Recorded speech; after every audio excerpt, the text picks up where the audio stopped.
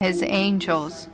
The angels call human beings an ambitious and merciless creature and protested against his creation.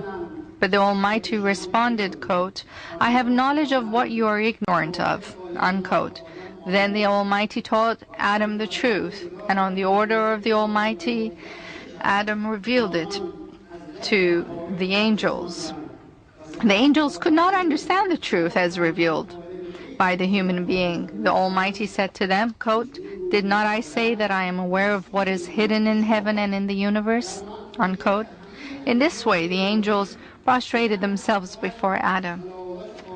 In the mission of all divine prophets, the first sermons were of the words of God, and those words, piety, faith, and wisdom, have been spread to all mankind.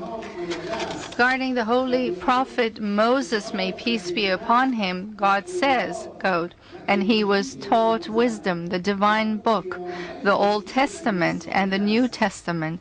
He is the prophet appointed for the sake of the children of Israel, and I rightfully brought a sign from the Almighty. Holy Quran, Al-Imran Surah, unquote.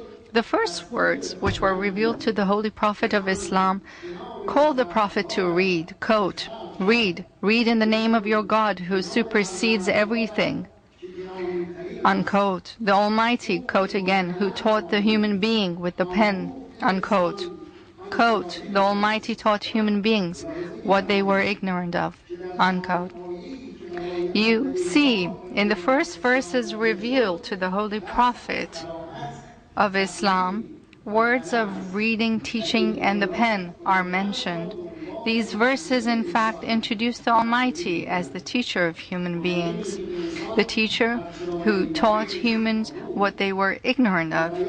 In another part of the Quran, on the mission of the Holy Prophet of Islam, it is mentioned that the Almighty appointed someone from amongst the common people as their prophet in order to, quote, read for them the divine verses, unquote, and quote again, and purify them from ideological and ethical contaminations, unquote, and quote again, to teach them the divine book and wisdom, unquote.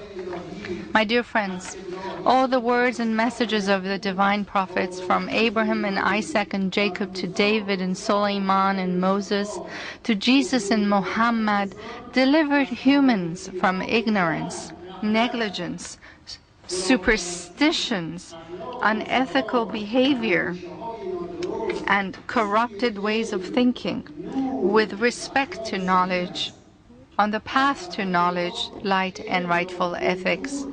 In our culture, the word science has been defined as illumination. In fact, the science means brightness, and the real science is the science which rescues the human being from ignorance to his own benefit.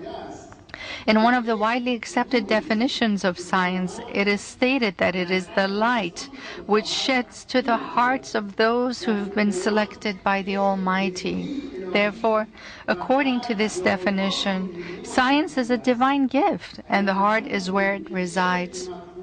If we accept that science means illumination, then its scope supersedes the experimental sciences, and it includes every hidden and disclosed reality. One of the main harms inflicted against science is to limit it to experimental and physical sciences. This harm occurs even though it extends far beyond this scope. Realities of the world are not limited to physical realities, and the material is just a shadow of supreme realities. And physical creation is just one of the stories of the creation of the world. Human being is just an example of the creation that is a combination of a material and the spirit. And another important point is the relationship of science and purity of spirit, life, behavior, and ethics of the human being. In the teachings of the divine prophets, one reality shall always be attached to science, the reality of purity of spirit and good behavior. Knowledge and wisdom is pure and clear reality. Science is a light, it is a discovery of reality, and only a pure scholar and researcher, free from wrong ideologies, superstitions, selfishness, and material trappings can discover discover the reality. My dear friends and scholars, distinguished participants, science and wisdom can also be misused. A misuse caused by selfishness, corruption, material desires, and material interests, as well as individual and group interests. Material desires place humans against the realities of the world. Corrupted, independent human beings resist acceptance of reality. And even if they do accept it, they do not obey it. There are many scholars who are aware of the realities but do not accept them. Their selfishness does not allow them to accept those realities. Did those who, in the course of human history, wage wars not understand the reality that lives, properties, dignity, territories, and the rights of all human beings should be respected?